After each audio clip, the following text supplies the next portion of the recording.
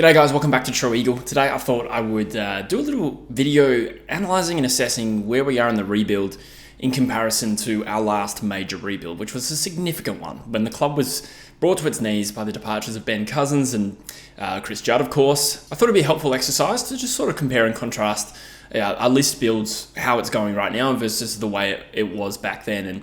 And it comes at a time where it feels like we're at a real low ebb, believe it or not. It's been felt like that for about 3 years, hasn't it? But I don't know, I've been particularly feeling bleak about where we're at the moment. And, I think in times like this, when your footy team's going poorly and it's not very exciting, you have two options. You can disassociate, or you tend to also think big picture. And that's the way I've decided to think about this week. Where are we at long term? Things are really bad right now. Things can change quickly. Things have changed quickly in the past for this footy club. In this video, we're going to compare and contrast the seasons 2007 to 2011 to the way the list is built right now. And bearing in mind, I realize you should take this analysis with a grain of salt. Comparing previous rebuilds with now, the landscape's different. Every little variable and nuance is important, but nonetheless, I think it's still helpful to figure out where we're at compared to the last one, and it gives us a little bit of scope as to how long this is going to take us. And I kind of also want to decide and hear from you guys, like, where do you think we are in the rebuild in comparison to where we were 10, 15 years ago. So let's compare the rebuilds by performance. 2007, we finished third with 15 wins. Obviously, the horrible final series, go out in straight sets. A couple of key departures leads us to 3 really bleak seasons. So 2008, we were horrendous. 4 wins, we finished second last somehow, thanks to Melbourne.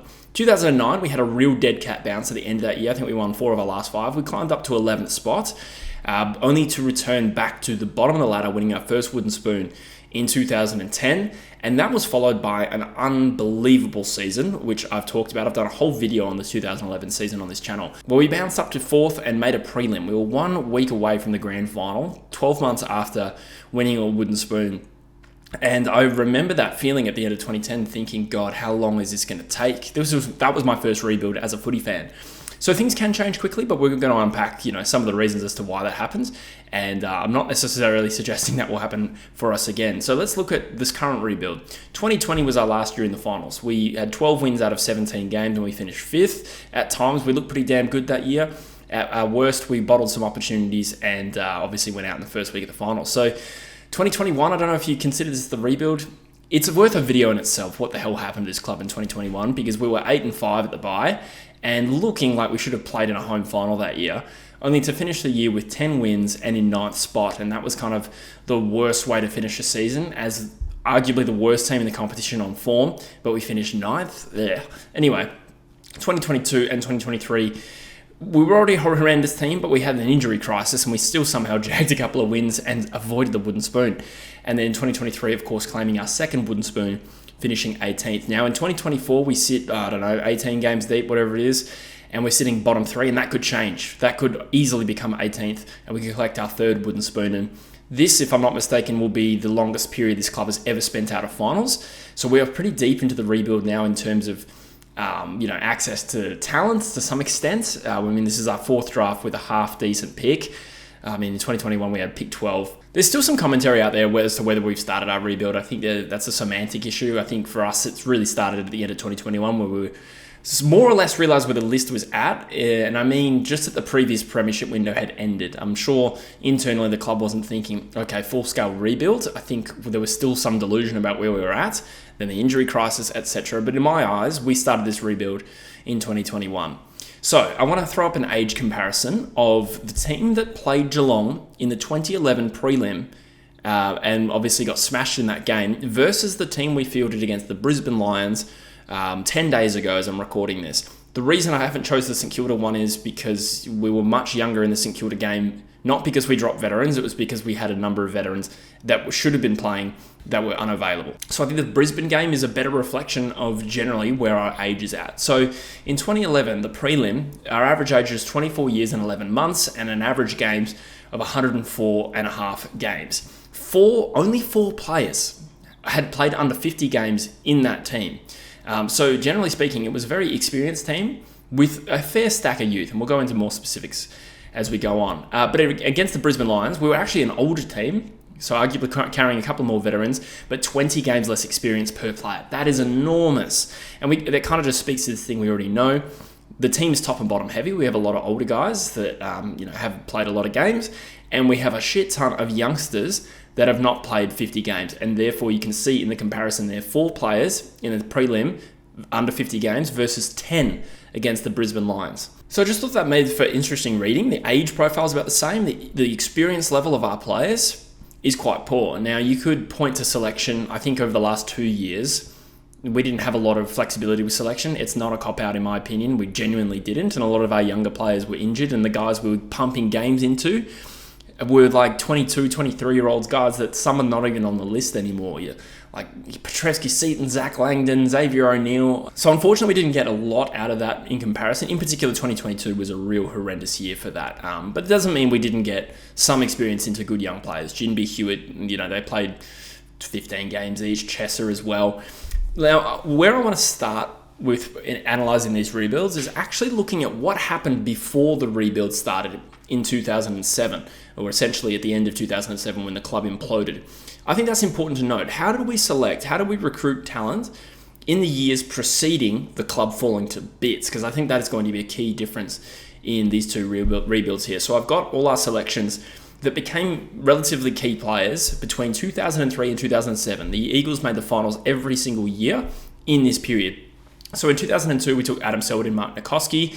We added Waters and Butler in 2003. Both of those players, plus Adam Selwood, premiership players as well, but still young enough to be part of the next rebuild.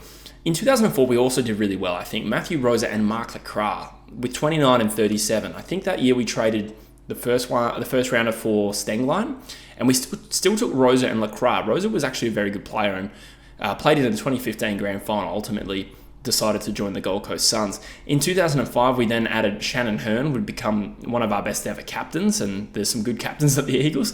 And then, of course, Pritis, a rookie selection at pick 31 in that draft. In 2006 as well, we took a number of talls like Mitch Brown, Mackenzie and Schofield. Mackenzie and Schofield I've included as being important selections. Before the rebuild even started, we added a couple of good young talls that would be part of the next resurgence of the West Coast Eagles. So that's where this analysis starts, is that I think West Coast had done a decent job of picking up players in this little era here that would help facilitate the rebuild. Now let's compare it to what we've done from about 2015 onward to 2020, when we, of course, went out in week 1 of the finals. These are the players we picked up. We picked up Sheed and Barras in 2013. That's a big tick. I think if you get a draft haul that includes those players, that's great. Duggan in 2014 is now a current co-captain. Tom Cole in 2015 was the only player we got out of that. Jake Waterman, the father-son, in 2016. We did take Junior Rioli or Willie Rioli that year, but of course he's no longer with the club. 2017 was another good year. We picked up Oscar Allen and Liam Ryan and Jack Petrocelli. So I'm including Petrocelli because he is still in the team, and therefore, I'm not going to make a prediction as to whether he's going to be around, but I'll include him in this analysis. 2018, Bailey Williams and Harry Edwards, still some question marks on those players.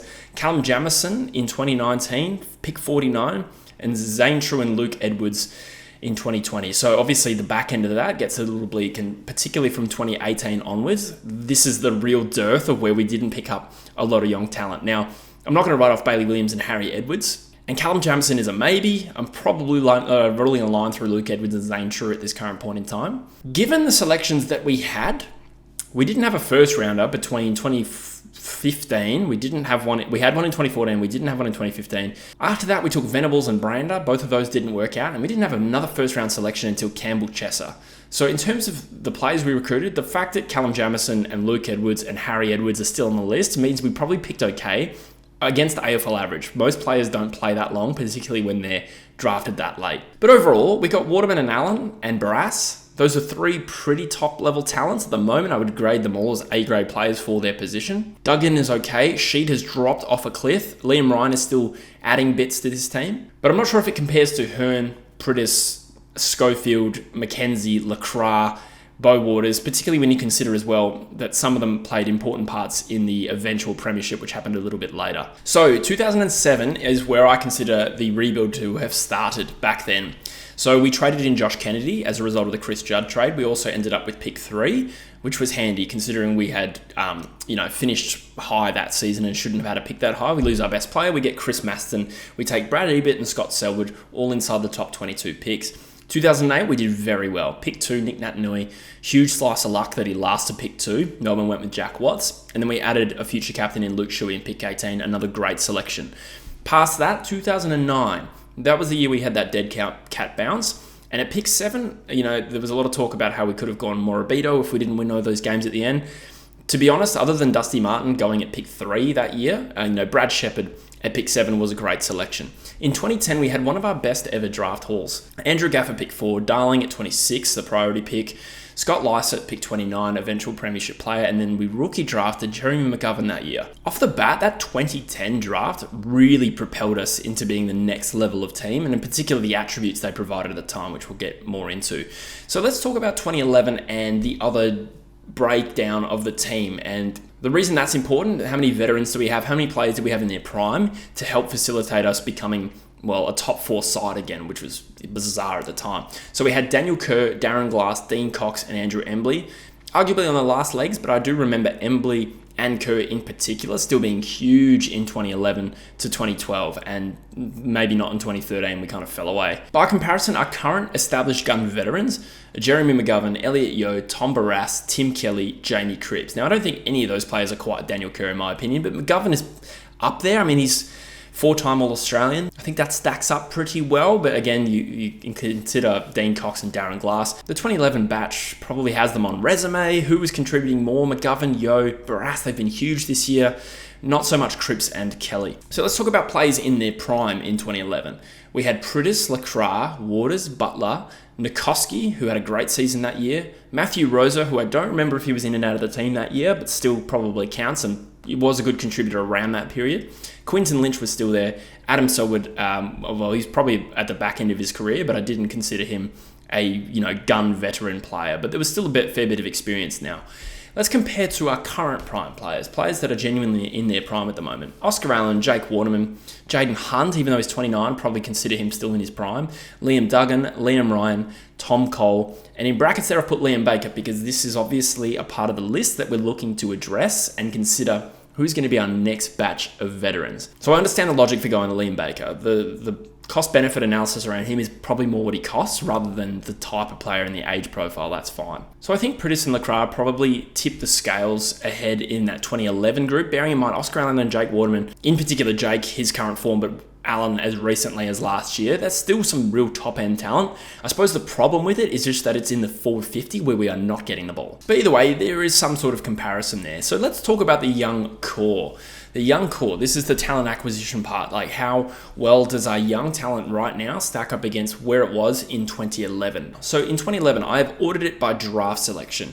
Nick Natanui was pick 2, Chris Maston 3, Gaff 4, Kennedy 4, originally at Carlton, of course, Shepherd at 7. So that's 5 top 10 picks, and 4 of those in the top 5. You add Ebert, Shuey, Selwood, Darling, and Lycett all in the top 30, and a couple of those considered first round selections as well. Shout out to a few players that we traded in later, which is going to be an important part of this trade process. Maybe not this year. I mean, we can try for Buzzlinger in a couple of years, for instance, but we did trade in Elliot Yeo. We traded in Jamie Cripps for a 3rd rounder. Lewis Jetta was swapped for Cal Sinclair.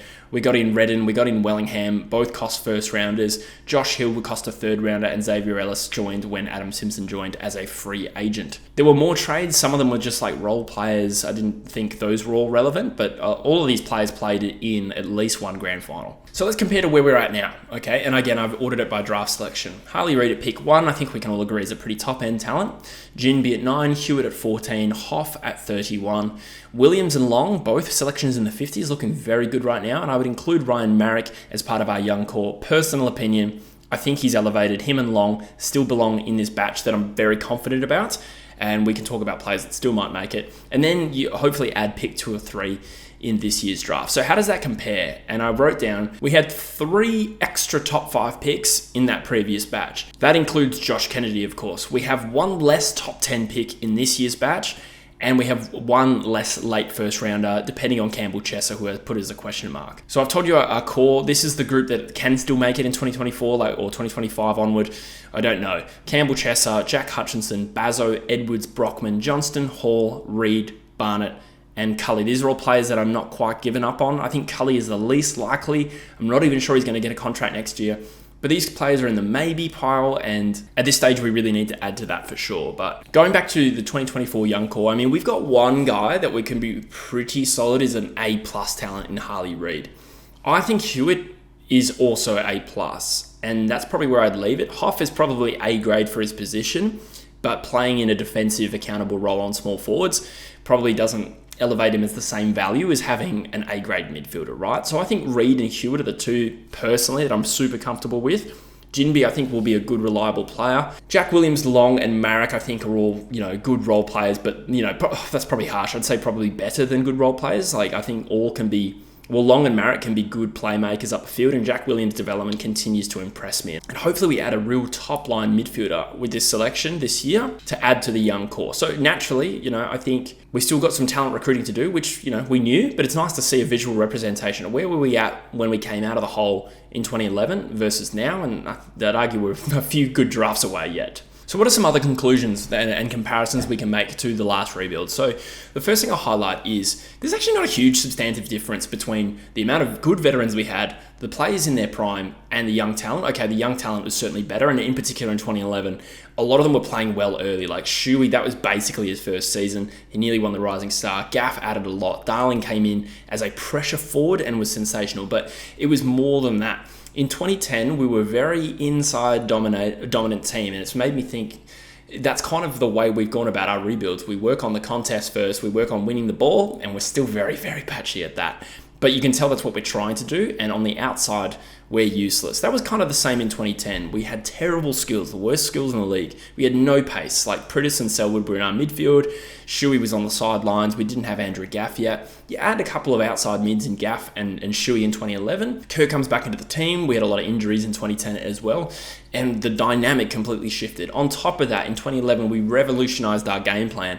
And Collingwood were the pioneers of the forward press that year, or in the 2010 Premiership team.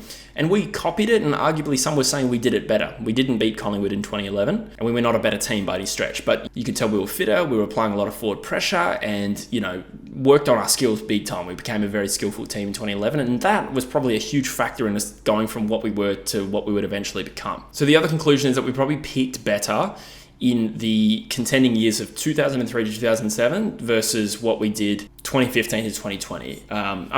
It's not a huge gap in actual quality. Pritis, Hearn, Lacroix, and Will Schofield were probably the four best players from that batch, or at least my personal opinion. And you compare that to Allen and Waterman, who right now look really good, Liam Ryan, who was a previous All-Australian and is still decent, and Liam Duggan, who is the current captain and a good heart and soul player, but ultimately doesn't have the polish to be a genuine A-grader for his position. So then this again comes back to the argument of recruiting someone like a Liam Baker, who will be 27 in round 1 of 2025. And I'm okay with that aspect, because when you compare the teams in 2011, it's good to have some established prime players, and he also brings a lot of leadership and courage and probably some running capacity as well, which we need. It's just the cost part, because it's hard to achieve both goals. We want to improve the established players we have on our team to help the rebuild and get us out of this mess. We also don't want to give up the limited access to the draft that we currently have. We were also lucky, previously to get some rookie draft gems in Pritis and McGovern.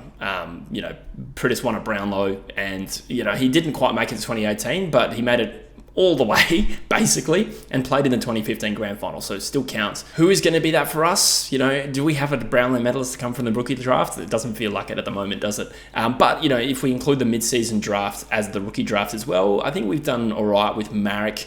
Who knows about Harry Edwards? I'm just hoping he's best 22 at this point.